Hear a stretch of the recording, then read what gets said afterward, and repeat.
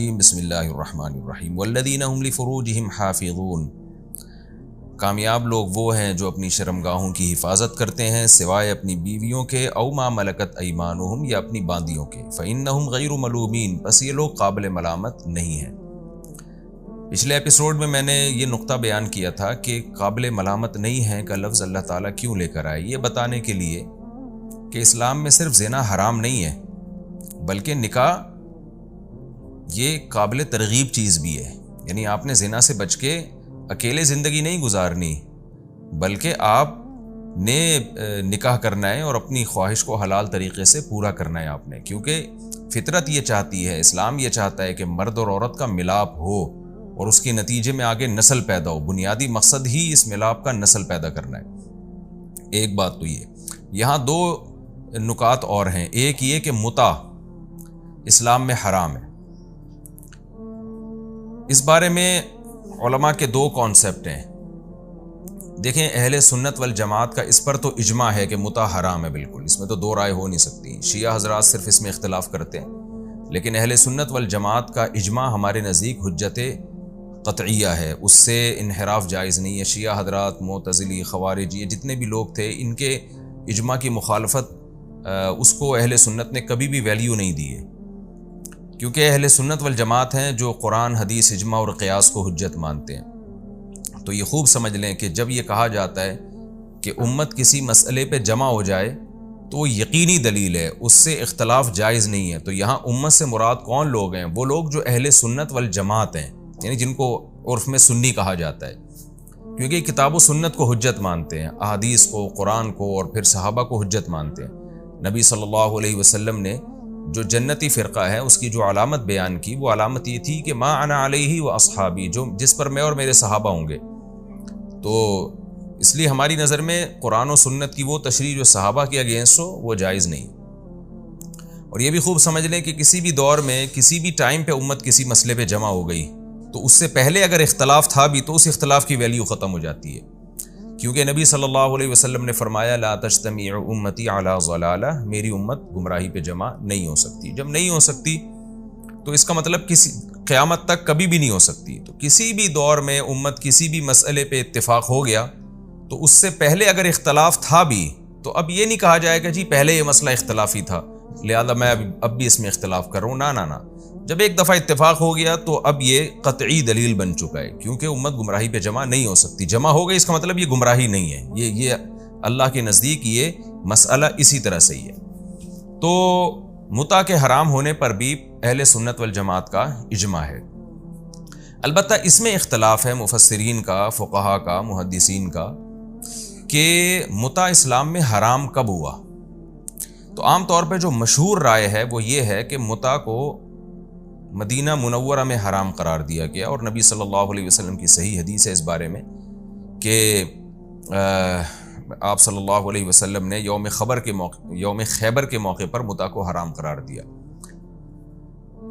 لیکن علماء میں سے بہت سے حضرات کی یہ بھی رائے ہے کہ متع اسلام میں ایک سیکنڈ کے لیے بھی حلال نہیں ہوا ہے۔ خوب سمجھ لیں، یعنی ایک سیکنڈ کے لیے بھی حلال نہیں ہوا۔ تو یہ جو نبی صلی اللہ علیہ وسلم سے اس طرح کے الفاظ منقول ہیں کہ میں حرام کر رہا ہوں متع کو، اس سے یہ لگتا ہے کہ جیسے اس سے پہلے آپ صلی اللہ علیہ وسلم نے حلال کیا تھا۔ اسی طرح بعض احادیث میں آتا ہے کہ صحابہ کرام میں بعض حضرات پہلے متع کیا کرتے تھے لیکن ان کو روکا نہیں گیا، پھر نبی صلی اللہ علیہ وسلم نے حرام کیا۔ اچھا، اس طرح کی بھی احادیث ہیں کہ متع 2 دفعہ حرام ہوا ہے، یعنی ایک دفعہ حرام ہوا، پھر اجازت دی گئی، پھر حرام ہوا۔ تو خوب سمجھ لیں، بعض محقق اہل علم اس کا یہ مطلب بیان کرتے ہیں کہ ہوا یہ تھا کہ متع حرام تو مکہ میں ہی ہو گیا تھا، جیسے کہ یہ جو قرآن کی آیت ہے یہ تو مکی آیتیں ہیں، اس پر تو پوری امت کا اجماع ہے کہ سورہ مومنون مکہ میں نازل ہوئی ہے، اور اس میں اللہ تعالیٰ نے خواہش پوری کرنے کا ایک ہی راستہ بیان کیا، وہ ہے بیوی یا باندی، جبکہ جس عورت سے متع کیا جاتا ہے عربی میں اس کو بیوی نہیں کہا جاتا تھا، عرب کے کلچر میں بھی اس کو بیوی نہیں کہا جاتا تھا۔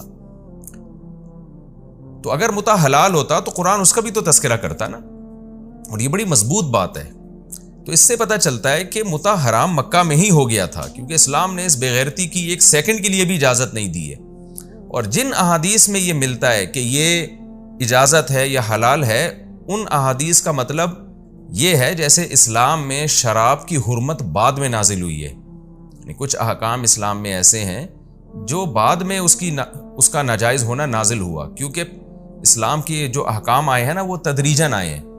تو ہم یہ نہیں کہیں گے اسلام میں پہلے شراب حلال تھی پھر حرام کر دی، یہ تعبیر درست نہیں ہے، بلکہ یوں کہا جائے گا کہ شراب جیسی چیز اسلام میں کبھی بھی جائز نہیں رہی، لیکن اسلام نے اناؤنسمنٹ بعد میں کی ہے، لہذا اناؤنسمنٹ سے پہلے جو پیتے رہے تو حجت ان پر تمام نہیں تھی، لہذا اللہ ان کو معاف کر دے گا، بخش دے گا ان کو، کیونکہ ابھی تک حرمت نازل نہیں ہوئی، تو حرمت اسٹیپ بائی اسٹیپ نازل ہوئی ہے۔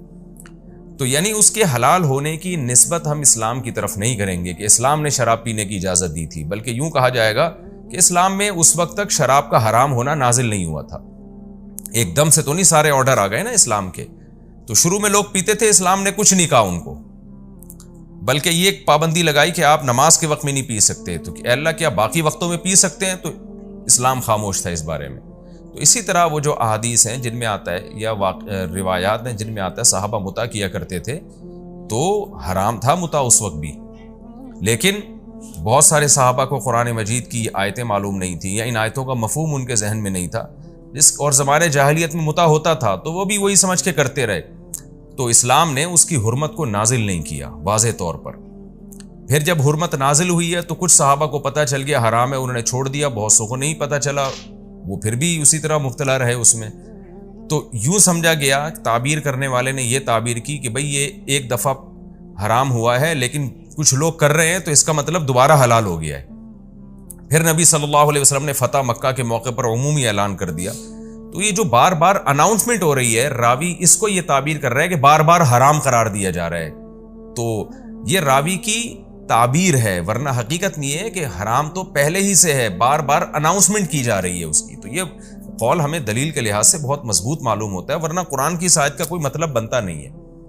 اور پھر حضرت عمر رضی اللہ تعالی عنہ نے ہمیشہ کے لیے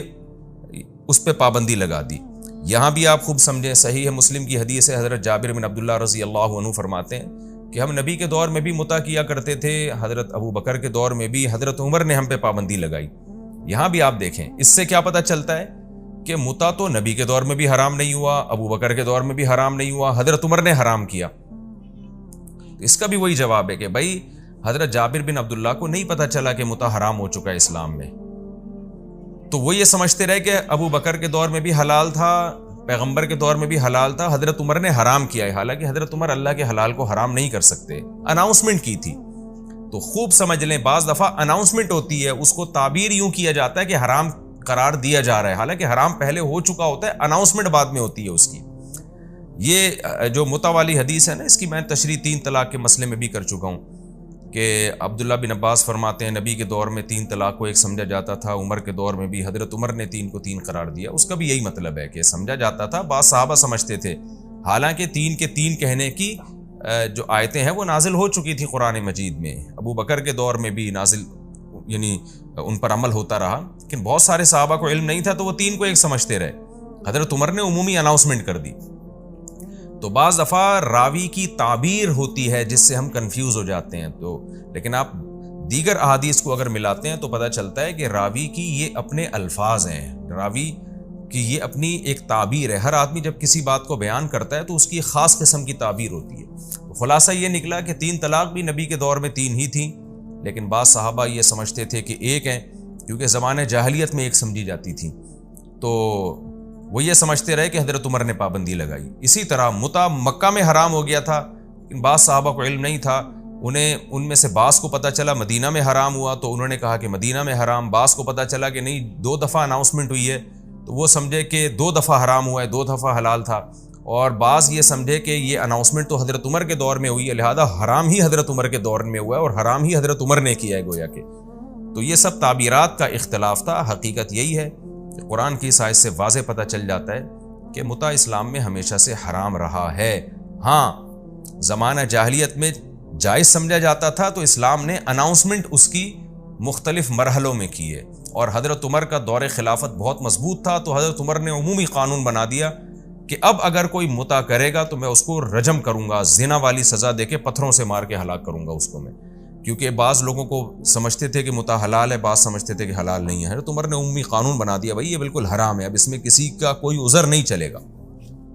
تو یہ خوب سمجھ لیں کہ یہ جو متع ہے اسلام میں اسی آیت کی روشنی میں حرام ہے۔ اب متع ہوتا کیا ہے یہ بھی میں بتاتا چلوں۔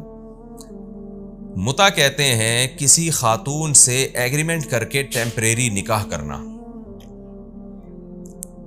یہ شیعہ حضرات کے ہاں اس کو جائز سمجھا جاتا ہے کہ ٹیمپریری نکاح کرنا۔ ٹیمپریری نکاح کا مطلب دل میں صرف نیت نہیں ہے آپ کے کہ میں اس کو بعد میں چھوڑ دوں گا، بلکہ زبان سے ایگریمنٹ ہے کہ چند سالوں کے لیے، چند مہینوں کے لیے، چند ہفتوں کے لیے، چند گھنٹوں کے لیے آپ کسی خاتون سے معاہدہ کرتے ہیں، 2 گواہوں کی موجودگی میں ایجاب و قبول کرتے ہیں، ایسے ایجاب و قبول جیسے باقاعدہ نکاح میں ہوتا ہے۔ تو اس طرح سے ایجاب و قبول ہوتا ہے۔ جب وہ ٹائم گزرے گا تو عورت خود بخود اس متع کی پابندی سے آزاد ہو جائے گی۔ یہ عمل متع کہلاتا ہے۔ تو حقیقت یہ ہے کہ اس میں اور زنا میں کوئی فرق ہے نہیں۔ بعض حضرات یہ کہتے ہیں کہ بڑا فرق ہے جی، نکاح میں گواہ ہوتے ہیں اور زنا میں گواہ نہیں ہوتے، تو متع میں بھی دیکھو گواہ ہوتے ہیں، تو اس سے پتہ چلتا ہے کہ متع بھی نکاح جیسا ہے۔ تو دیکھیں گواہ تو زنا میں بھی بنائے جا سکتے ہیں۔ زنا میں اور نکاح میں بنیادی فرق گواہوں کا نہیں ہے، بلکہ زنا میں اور نکاح میں بنیادی فرق یہ ہے کہ نکاح میں عورت باؤنڈ ہو جاتی ہے، وہ اپنی مرضی سے جا نہیں سکتی ہے، جبکہ زنا میں عورت جب چاہے جا سکتی ہے۔ تو متع اور زنا میں صرف اتنا ہی فرق ہے کہ زنا میں ایک دفعہ زنا کے بعد عورت جا سکتی ہے، متع میں فوراً نہیں جا سکتی۔ جو وہ ایگریمنٹ اس نے کیا ہوا ہے اس ایگریمنٹ کی پابند رہے گی وہ، اور اس کے علاوہ کوئی فرق نہیں ہے۔ تو اور ویسے بھی اسلام ایک دین فطرت ہے، پاکیزہ مذہب ہے۔ جو لوگ بھی متع کو حلال کہتے ہیں ان سے ایک سوال پوچھا جائے کہ جب آپ اپنی بیٹی کا نکاح کرتے ہیں، شادی کرتے ہیں، آپ کارڈ بانٹتے ہیں، دنیا کو دعوت دیتے ہیں، اپنے داماد سے 20 لوگوں کو آپ ملاتے ہیں، اس عمل میں آپ فخر محسوس کرتے ہیں کیونکہ آپ کی رشتہ داری بڑھ گئی ہے۔ بلکہ داماد اگر زیادہ اچھی کوالٹی والا ہے تو لوگ فخر سے ملوا رہے ہوتے ہیں، میرے داماد ہیں، یہ چارٹرڈ اکاؤنٹنٹ ہے، یہ فوج میں اتنا بڑا آفیسر ہے، یہ اتنا بڑا سیاستدان ہے، یا یہ اتنا بڑا ڈاکٹر ہے۔ کہ متع ایک اتنی گندی ایک بری چیز ہے